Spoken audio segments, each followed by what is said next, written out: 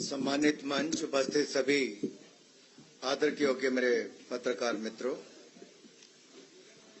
विकसित दिल्ली। जब हम विकसित भारत की कल्पना करते हैं तो विकसित दिल्ली की एक अहम भूमिका है और विकसित दिल्ली संकल्प पत्र 2025 जब आदरणीय राष्ट्रीय अध्यक्ष जगत प्रकाश नड्डा जी ने जिसका आप सबके सामने पहले अपनी बात रखी, आज उसके दूसरे भाग में मैं आप सबके सामने आया हूं। साथियों, जो हमारे संकल्प हैं वो दिल्ली को विकसित बनाने के हैं और संकल्प से सिद्धि की ये यात्रा जब हम अगले 5 वर्षों में पूरी करेंगे, भारतीय जनता पार्टी की जहां भी सरकारें रही, जन कल्याण उनकी प्राथमिकता रही, केंद्र बिंदु रहा।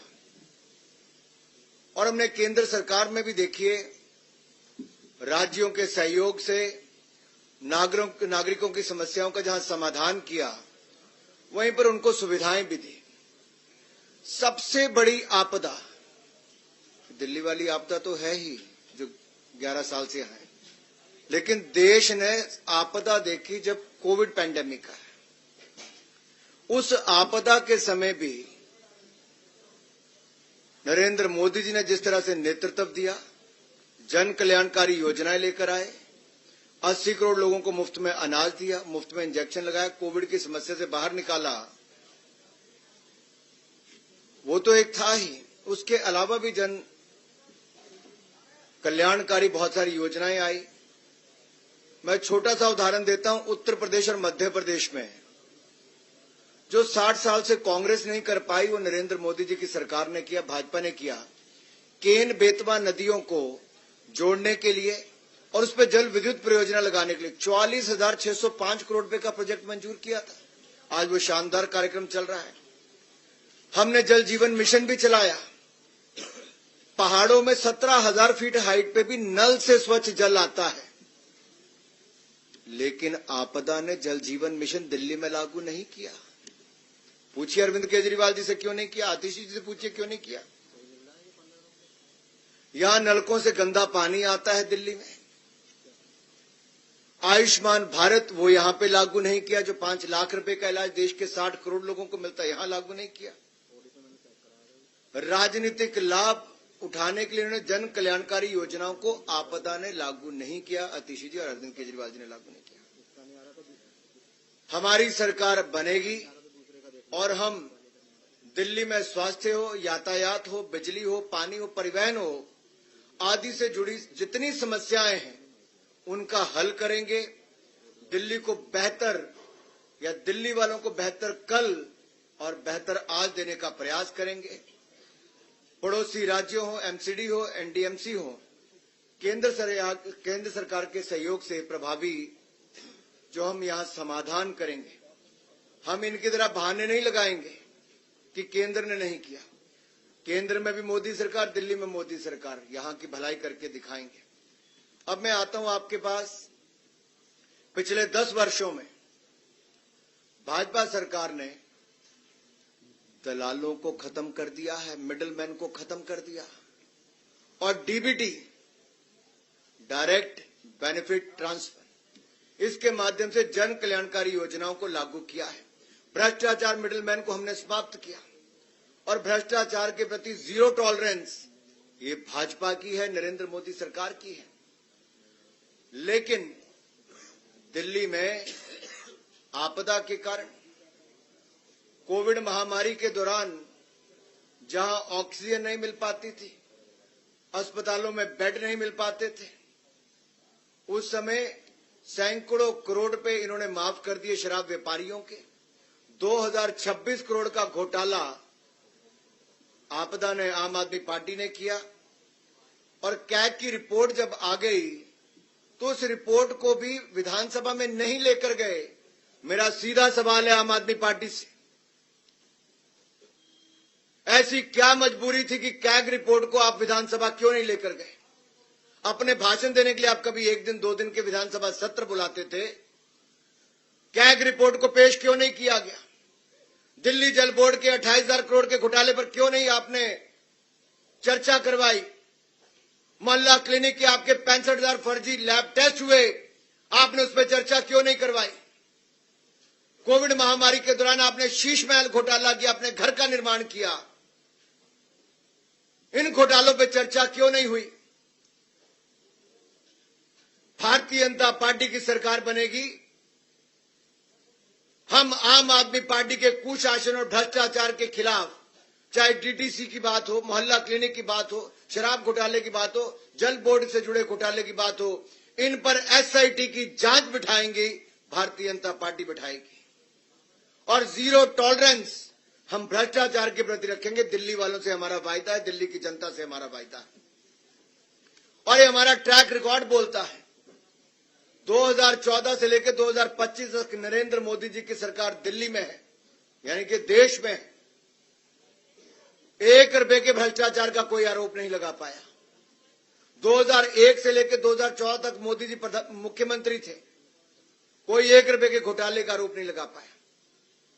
लेकिन आज आम आदमी पार्टी की दिल्ली की सरकार ने, जो हमारा दिल्ली प्रदेश है, जो कभी घाटे में नहीं था, वो पहली बार राजस्व घाटे में होगा।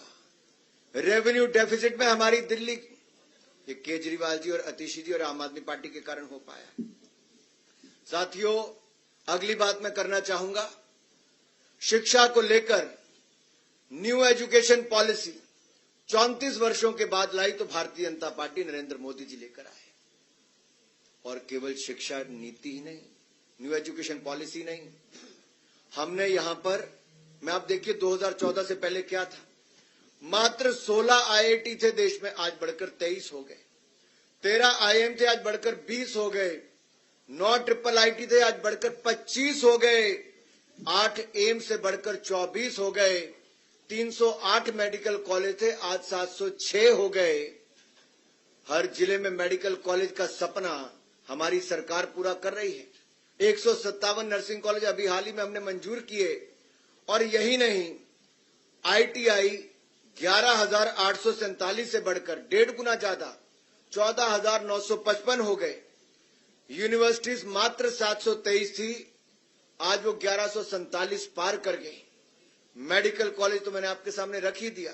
साथियों, यही नहीं, हमने 10,000 से ज्यादा अटल टिंकरिंग लैब खोलने का काम किया है। साइंस को बढ़ावा दिया। साइंस को ही नहीं, साथ ही साथ हमने स्टार्टअप्स को भी बढ़ावा दिया। आज 1,20,000 स्टार्टअप है, 107 यूनिकॉर्न है, और दुनिया में हमारा देश कहीं नहीं था, आज दुनिया का तीसरा सबसे बड़ा स्टार्टअप इकोसिस्टम बन गया है। अब हमारी कल्पना यह है कि दिल्ली में सरकारी शिक्षण संस्थानों में जो जरूरतमंद छात्र हैं, उनको केजी से लेकर पीजी तक की मुफ्त शिक्षा देंगे। केजी से पीजी तक मुफ्त शिक्षा मिलेगी दिल्ली के जरूरतमंद छात्रों को सरकारी शैक्षिक संस्थानों में। जी हां, आपने ठीक सुना, केजी से पीजी तक मुफ्त शिक्षा प्रदान करेंगे जरूरतमंद छात्रों को सरकारी शैक्षिक संस्थानों में। और साथियों, यही नहीं, आपको मैं एक बात और बताऊं, जो हमारे अगली मैं बात करने वाला हूं, स्किल बहुत महत्वपूर्ण है। और स्किल देने के लिए हमने जहां एक और कौशल विकास की बहुत सारी योजनाएं चलाई, मुझे कहते हुए प्रसन्नता है, हमने लगभग 1.5 करोड़ से ज्यादा युवाओं को कौशल विकास किया है, उनको प्रशिक्षण दिया है, उनको स्किल देने का काम किया है। और जो हमारे युवा यूपीएससी या राज्य के पीएससी के उसमें पार्टिसिपेट करना चाहते हैं, नेक्स्ट स्लाइड पे अगर आप जाएंगे तो उसमें आपको दिखेगा, जहां एक और जरूरतमंद छात्रों के लिए यूपीएससी और राज्य पीएससी के लिए हमने तैयारी के लिए विभिन्न माध्यमों से सहायता प्रदान की है। भारतीय जनता पार्टी के गुजरात राज्य हो, मध्य प्रदेश हो, उत्तर प्रदेश हो, यहां मैंने बहुत सफल योजनाएं चलाई। और साथ लगता है, अगर आप हरियाणा में भी देखेंगे, हमारे राज्य की जो एचपीएससी है या फिर यूपीएससी की परीक्षाओं की तैयारी करने वालों के लिए हमने एक मुश्त वित्तीय सहायता प्रदान की है। और जो आने जाने में किराया लगता है, लागत आती है, उसकी प्रतिपूर्ति भी हमने की है। लेकिन दूसरी ओर दिल्ली में आम आदमी पार्टी की आपदा वाली सरकार ने घोर लापरवाही की। 15 मिनट की बारिश में सीवरेज भर जाते हैं। ये जो झीलों की नगरी बनाना चाहते तो झीलें यहां पे उत्पन्न हो जाती हैं और हमारे सिविल सर्विस के जाने वाले जो हमारे ऐसे अभ्यर्थी थे उनकी डूबकर मौत हो जाती है। ये दिया है आपदा की दिल्ली की सरकार ने। लेकिन अब हम दिल्ली के युवाओं के लिए राज्य की विभिन्न प्रतियोगी परीक्षाओं की तैयारी में उनको सक्षम बनाने के लिए एक मुश्त 15,000 रुपए की वित्तीय सहायता प्रदान करेंगे ताकि वो प्रतियोगी परीक्षाओं के लिए अच्छी तैयारी कर सकें, उनके मां बाप पर कोई बोझ न बने, हमारे दिल्ली के युवा शानदार रिजल्ट दे सकें और परीक्षा केंद्र की यात्रा की लागत भी और आवेदन शुल्क की 2 अटेम्प्ट तक प्रतिपूर्ति हमारी भारतीय जनता पार्टी की सरकार करेगी। ये वायदा है हमारा दिल्ली के युवाओं से और दिल्ली के युवाओं से कहता हूं, ये मोदी की गारंटी है जिसकी पूरा होने की भी पूरी गारंटी है। अगला मैं आपके सामने रखना चाहूंगा, हमारे अनुसूचित जाति वर्ग के इनकी कितनी अनदेखी की है। मेरा केजरीवाल जी से सवाल है, मेरा आम आदमी पार्टी से सवाल है, अतिशी जी कहने को मुख्यमंत्री है या नहीं किसी को पता नहीं है। 5 वर्षों में जितनी मेरे हाथ पर उंगली है ना साहब, 5 वर्षों में केवल 5 एससी छात्रों को स्कॉलरशिप छात्रवृत्ति दी है इस आम आदमी पार्टी ने। आपदा सरकार ने 5 सालों में केवल 5 एससी छात्रों को छात्रवृत्ति प्रदान की है, केवल 5। इन्होंने तो कहा था एससी समाज से हम उप मुख्यमंत्री बनाएंगे। बनाया क्या? 5 नहीं 11 साल बीत गए। लेकिन भारतीय जनता पार्टी की जहां जहां सरकारें, आप देखिए हमारी केंद्र की सरकार में जब से मोदी जी की सरकार आई, अनुसूचित जाति वर्ग के कल्याण के लिए हमने 250 गुना 250% यानी कि 2.5 गुना की वृद्धि की है और एससी एसटी ओबीसी के उद्यमियों के लिए पीएम मुद्रा योजना हो, इसमें 40 करोड़ के ऋण के प्रदान किए। स्टैंड अप इंडिया हो, उसमें हमने एससी एसटी और महिलाओं के लिए उपलब्ध करवाया है और एससी छात्रों के लिए नरेंद्र मोदी जी की सरकार ने 34 लाख से अधिक एससी छात्रों के लिए, शेड्यूल कास्ट कम्युनिटी के मेरे अनुसूचित जाति वर्ग के भाइयों बहनों के लिए 3,546 करोड़ रुपए की छात्रवृत्ति प्रदान की है। कहा आपदा सरकार के 5 लोगों को, 5 एससी छात्रों को दिया और दूसरी ओर हमने 34.5 लाख एससी छात्रों को 3,546 करोड़ रुपए की स्कॉलरशिप प्रदान की है। Yes, you have heard it right. 34.5 lakh SC students have got 3,546 crore rupees of scholarship from the Narendra Modi government.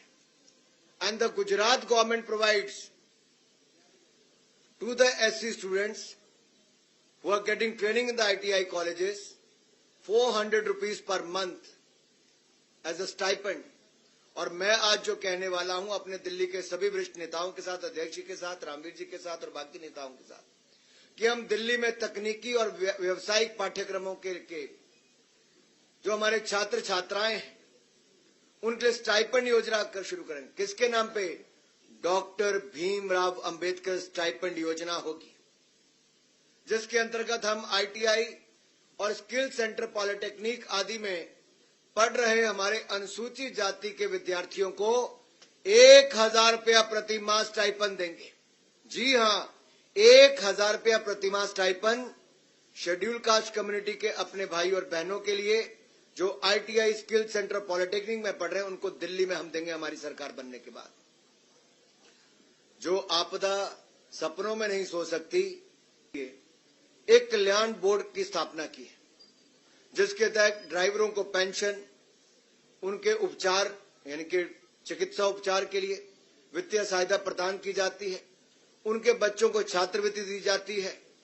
लेकिन अगर आप दिल्ली में देखें तो आज से 11 साल पहले ऑटो के पीछे अपनी फोटो लगाने का काम तो इन आपदा वालों ने किया था, वो आज तक फोटो ही लगाते हैं। ऑटो वालों के लिए कुछ नहीं किया इन्होंने।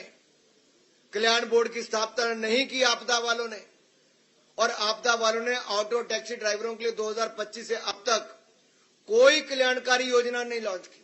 और मेरी खुली चुनौती अरविंद केजरीवाल जी से, अगली बार मीडिया के सामने आए तो जवाब दें, क्यों उन्होंने एससी समाज के हमारे विद्यार्थियों के लिए क्यों केवल 5 बच्चों को स्कॉलरशिप दी, और क्यों ऑटो टैक्सी ड्राइवर वालों के लिए कल्याण बोर्ड स्थापित नहीं कर पा पाए, क्यों कल्याणकारी योजना नहीं करवा पाए।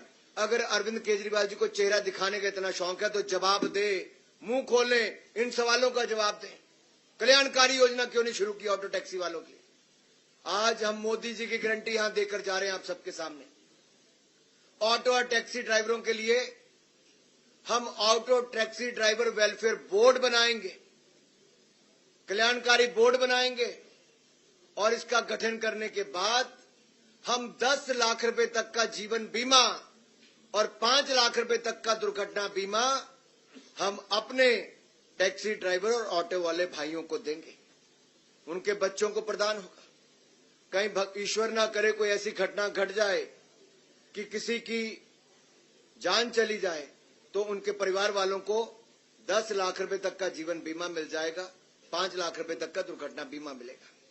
और आपने देखा है प्रधानमंत्री मोदी जी ने सुरक्षा बीमा योजना और जीवन ज्योति बीमा योजना, पीएम सुरक्षा बीमा योजना, पीएम जीवन ज्योति बीमा योजना, ये देश भर के करोड़ों लोगों को दी है। अब दिल्ली वालों को भी इसका लाभ मिलेगा। उच्च शिक्षा प्राप्त करने वाले टैक्सी ड्राइवर और ऑटो वालों के ऐसे बच्चों को स्कॉलरशिप भी दिल्ली की भारतीय जनता पार्टी की सरकार देगी। और रियायती, क्योंकि आपको देखिए ऑटो का हो टैक्सी का हो, आपको इसकी इंश्योरेंस करवानी पड़ती है, और इंश्योरेंस का जो बीमा है या प्रीमियम है वो हम उस पे भी रियायत देंगे, यानी कि आपकी जेब पर उसका भी बोझ नहीं पड़ेगा। अगला अगर आप देखिए, जो मैं आपको अगली स्लाइड पे लेके जाने वाला हूं, पंडित दीनदयाल उपाध्याय जी का ये पार्टी है हमारी भारतीय जनता पार्टी, उनका कार्य हम लगातार करते आए हैं। प्रधानमंत्री मोदी जी के नेतृत्व में जहां एक और भारत दुनिया के 10वें नंबर से आज दुनिया की 5वीं बड़ी अर्थव्यवस्था बन गया, अगले 3 सालों में हम दुनिया की 3री बड़ी अर्थव्यवस्था बन जाएंगे। वहीं पर 25 करोड़ गरीबों को गरीबी रेखा से बाहर निकालने का काम भी हमने किया है। 4 करोड़ पक्के मकान भी बनाकर दे दिए, 3 करोड़ पक्के मकान नए और देने के लिए लाखों करोड़ रुपए और खर्च कर दिया। इनके कुल मिला के 7 करोड़ लोगों को देश में पक्के मकान बनाने का काम मोदी सरकार ने किया। 12 करोड़ बहनों को रसोई गैस का सिलेंडर दे दिया, 13 करोड़ शौचालय बना दिए, 60 करोड़ लोगों को आयुष्मान भारत योजना मुफ्त में दे दी, 80 करोड़ लोगों को मुफ्त में अनाज देते हैं, हर घर को नल से जल देने का हमने काम भी कर दिया। अब जब मैं अंत्योदय की बात यहां पर कर रहा हूं तो मैं उन बहनों और भाइयों की बात कर रहा हूं जो कमजोर वर्गों से आते हैं और डोमेस्टिक वर्कर्स को, क्योंकि अनऑर्गेनाइज सेक्टर में आता है, असंगठित क्षेत्र में आता है, इनको मान्यता देने का काम भारतीय जनता पार्टी की सरकारों ने किया है। और दिल्ली की भाजपा सरकार ऐसी होगी जो डोमेस्टिक वर्कर्स को मान्यता देगी, उनके लिए कल्याणकारी योजनाएं हम चलाएंगे।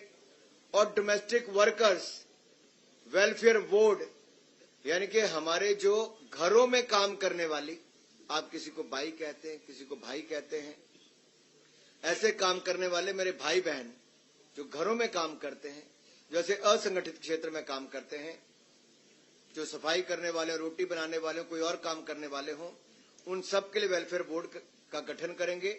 और उनको भी हम 10 लाख रुपए का जीवन बीमा घरों में काम करने वाली भाइयों बहनों को देंगे, 5 लाख रुपए तक का हम उनको दुर्घटना बीमा देंगे, और उनके बच्चों को उच्च शिक्षा प्राप्त करने के लिए स्कॉलरशिप, छात्रवृत्ति भी भारतीय जनता पार्टी देगी।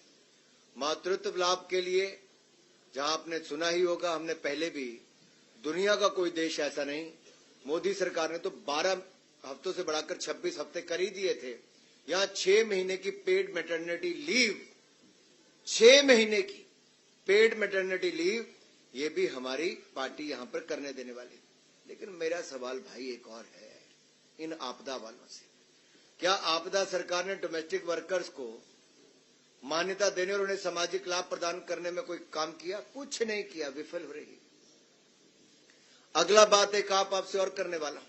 आप दिल्ली में कहीं जाते होंगे, आपको रेडी फड़ी वाले देखते होंगे, पटरी वाले पे काम करने वाले देखते होंगे, स्ट्रीट वेंडर्स देखते होंगे। आप याद करिए कोविड के टाइम पे दुकानदारों को, फैक्ट्री वालों को, उद्योग वालों को, उद्यमियों को, जहां एक और मोदी सरकार ने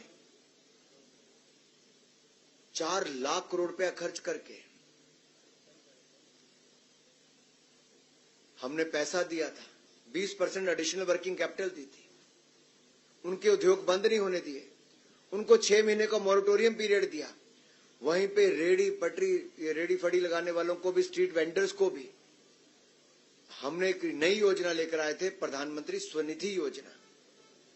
और पीएम स्वनिधि योजना के अंतर्गत देश भर में 68 लाख से ज्यादा स्ट्रीट वेंडर्स को 50,000 रुपए तक का कोलेटरल फ्री, यानी कि कोई घर जमीन कुछ गिरवी नहीं रखना पड़ता, कोई गारंटी नहीं देनी पड़ती, ये ऋण उपलब्ध कराया तो नरेंद्र मोदी जी की सरकार ने।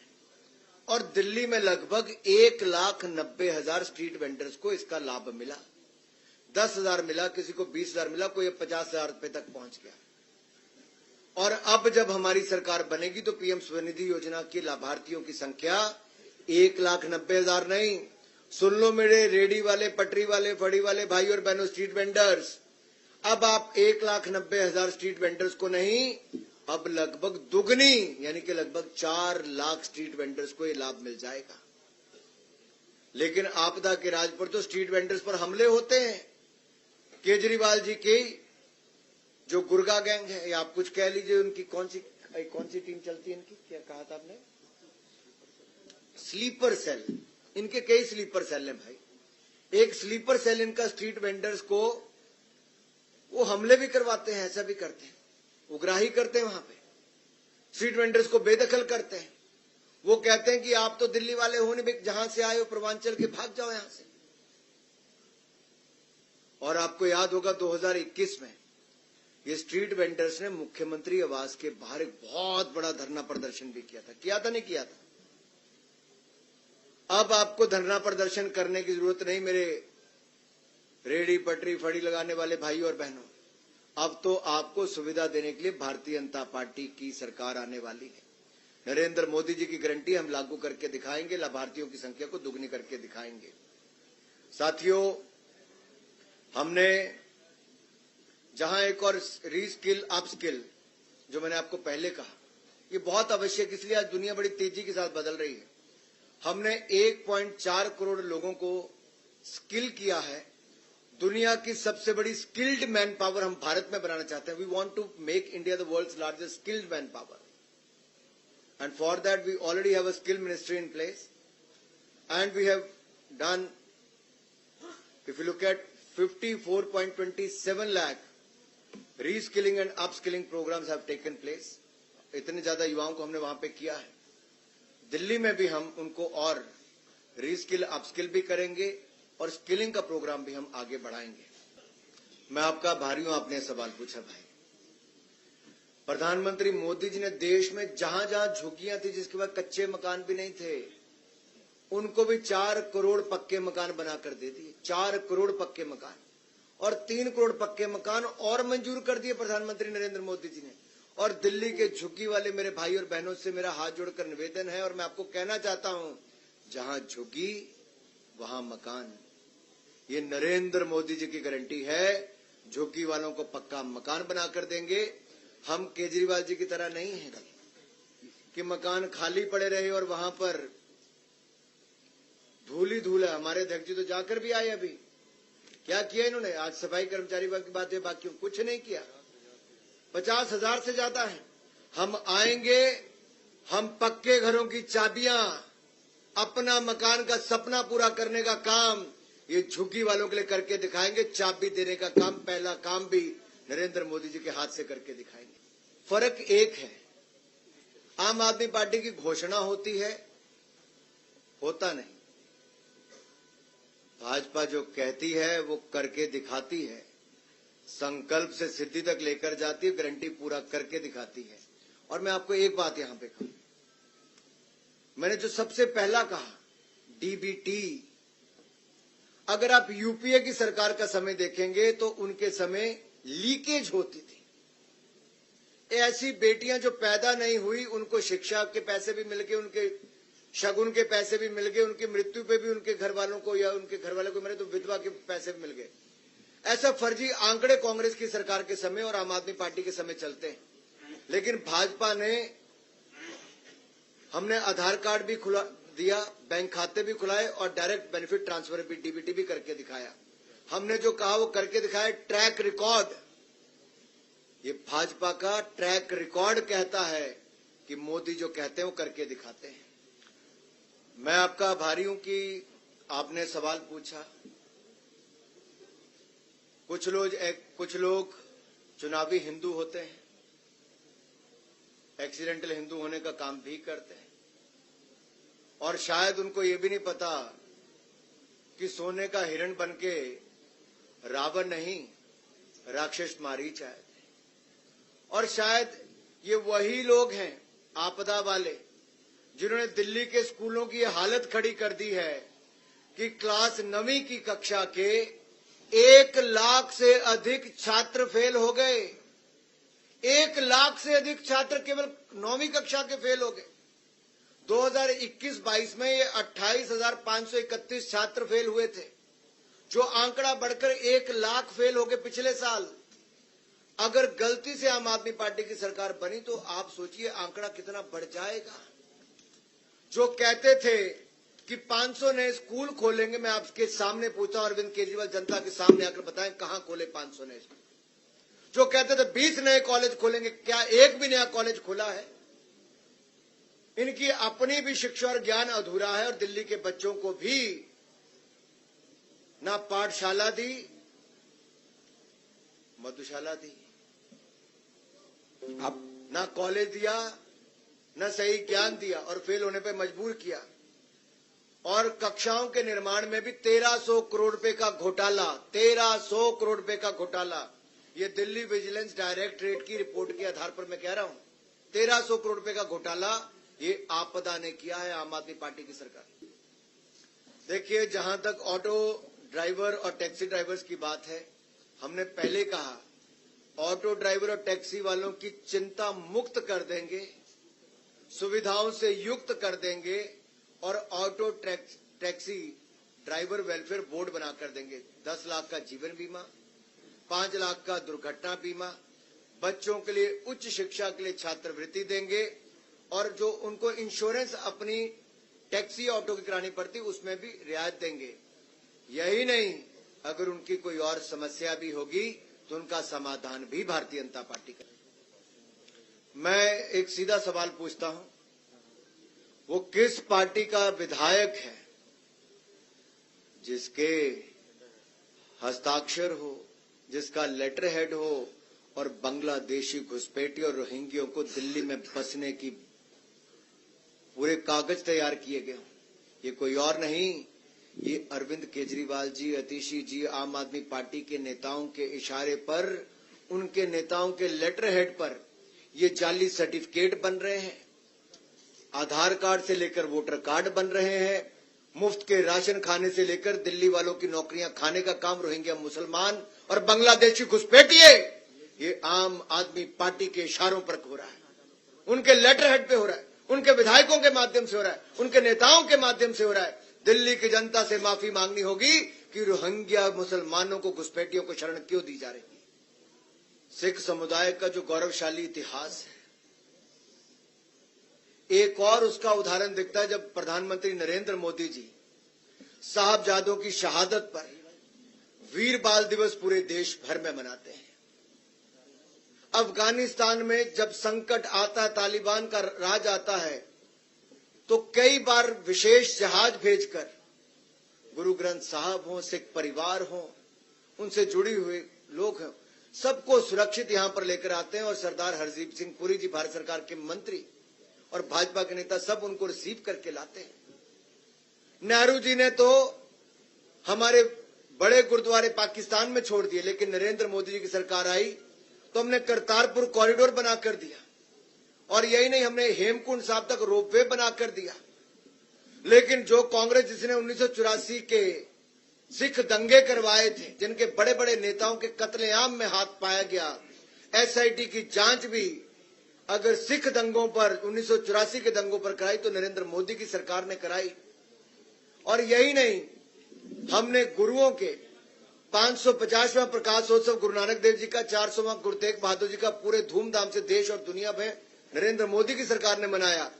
कांग्रेस ने सिखों के दंगे कराए तो अरविंद केजरीवाल की पार्टी ने और उनके नेताओं ने सिखों को नीचा दिखाने का काम किया।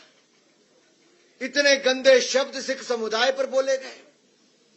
किससे मिलाने का काम किया? घुसपैठियों, रोहिंग्यों के साथ, बांग्लादेशियों के साथ। आम आदमी पार्टी को इसका खामियाजा भुगतना पड़ेगा। सिख समुदाय कभी माफ नहीं करेगा।